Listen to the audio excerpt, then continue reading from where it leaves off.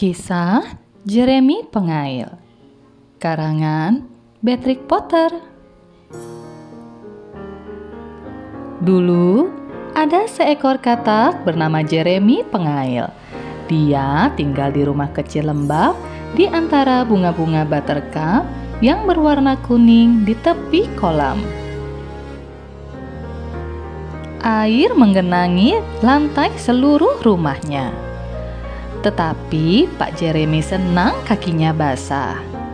Tak ada yang mengomelinya dan dia juga tak pernah pilek.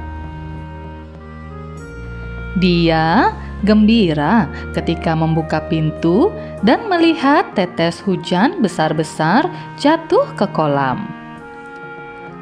Aku akan mencari cacing dan pergi memancing dan menangkap ikan untuk makan malamku, kata Pak Jeremy Pengail. Kalau aku mendapat lebih dari 5 ikan, aku akan mengundang sahabat-sahabatku, Pak Alderman Pitomeli Penyu dan Sir Isaac Newton Kadal. Tapi Pak Alderman suka selada. Pak Jeremy memakai jas hujan dan sepasang sepatu karet mengilap.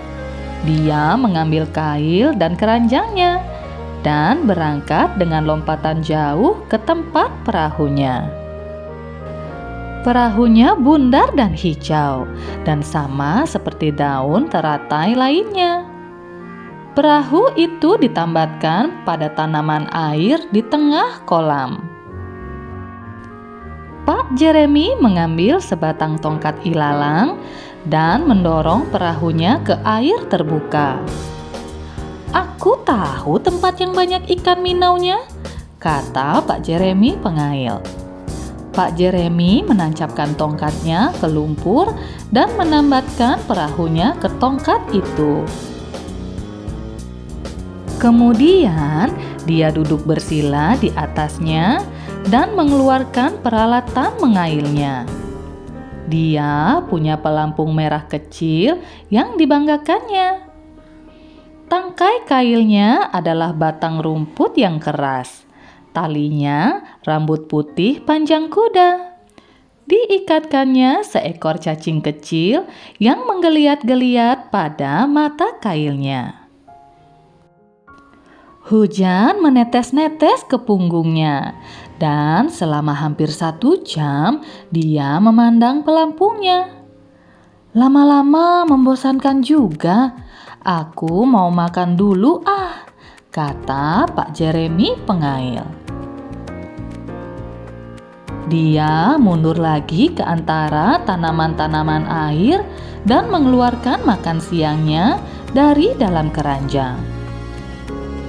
Aku mau makan roti lapis isi kupu-kupu dan menunggu sampai hujan reda, kata Pak Jeremy Pengail.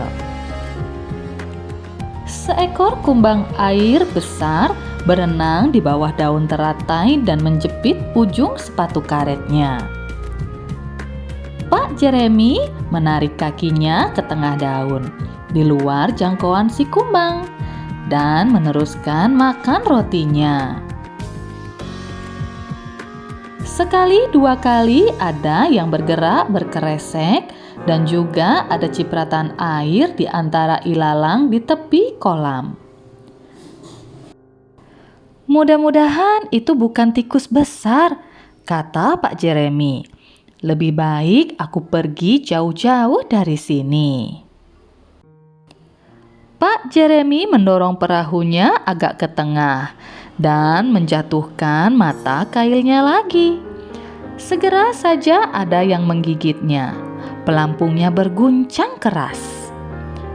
Dapat ikan, kena moncongnya, seru Pak Jeremy seraya mengentakkan tangkai kailnya. Tetapi sungguh mengejutkan, bukannya ikan minau gemuk yang didapat, melainkan Jack Sharp, seekor ikan besar yang punggungnya berduri. Ikan berduri itu menggelepar-gelepar di atas perahu, menusuk-nusuknya dan mengatup-ngatupkan mulutnya sampai hampir kehabisan napas. Kemudian dia melompat kembali ke dalam air. Serombongan ikan kecil lain menjulurkan kepala mereka ke permukaan air dan menertawakan Pak Jeremy pengail. Dan sementara Pak Jeremy duduk putus asa di tepi perahunya, seraya mengisap-isap jarinya yang tertusuk dan memandang ke dalam air, hal yang jauh lebih buruk terjadi. Hal yang benar-benar mengerikan. Seandainya Pak Jeremy tidak memakai jas hujan. Seekor ikan forel yang luar biasa besar muncul. Piur! Dan menyambar Pak Jeremy dengan sekali katupan mulutnya. Au, au, au! Dan kemudian ikan itu berbalik dan meluncur menyelam ke dasar kolam. Tetapi ikan forel itu sangat sebal dengan rasa jas hujan yang sangat tak enak. Sehingga dalam waktu kurang dari setengah menit dia meludahkannya. Dan yang berhasil ditelannya hanyalah sepatu karet Pak Jeremy. Pak Jeremy menyembul ke permukaan air seperti gabus dan busa air soda yang memancar dari dalam botolnya. Dan dia berenang sekuat tenaga ke tepi kolam. Dia merayap naik ke tepi dan melompat-lompat pulang melewati padang rumput. Jas hujannya robek-robek. Untung saja bukan buaya, kata Pak Jeremy pengail. Aku kehilangan kail dan keranjangku, tapi tak apa-apa, karena aku tak berani pergi memancing lagi. Dia menempelkan plester pada jari-jarinya yang luka. Kedua temannya datang untuk makan malam. Dia tidak bisa menawarkan ikan kepada mereka, tetapi dia punya makanan lain di tempat penyimpanan makanannya.